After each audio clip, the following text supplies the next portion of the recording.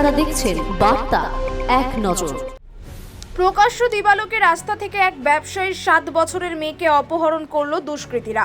ঘটনাটি ঘটেছে মালদার হরিশ্চন্দ্রপুর থানার অন্তর্গত সালালপুর গ্রামে। ঘটনায় রীতিমতো চাঞ্চল্য ছড়িয়েছে এলাকা জুড়ে। প্রতিবেশীরা জানায় দুই ব্যক্তির মাথায় হেলমেট পরে বাইক নিয়ে এসেছিল এবং কিছুক্ষণ দাঁড়িয়ে থাকার পরই মেয়েটিকে তুলে নিয়ে চম্পট দেয়। ঘটনাস্থলে হরিশ্চন্দ্রপুর থানার বিশাল পুলিশ বাহিনী। ঘটনার পরে আতঙ্ক ছড়িয়েছে পুরো এলাকা জুড়ে। আমি দেখি না ওকে। কোন দিক থেকে আসছিল তারা?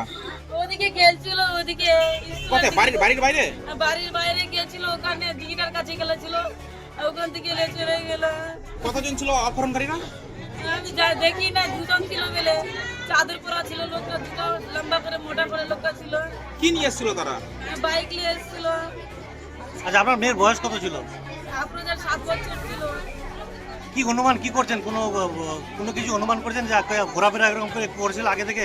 আগে থেকে ঘোরাফেরা করছিল, আজকে নতুন যায়নি, আবার রোজ খেলছিল। আপনার স্বামী কি করে?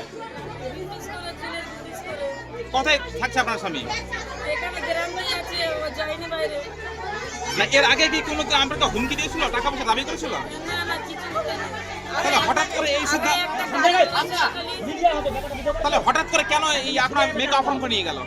আমি জানি না কেন নিয়ে গেছে, ওরা টাকার ধমকি দিবে, ভাই, আর কিছু না। আপনার মেয়ে কি পড়াশোনা করতো? হ্যাঁ, পড়াশোনা করতো। কোন স্কুলে?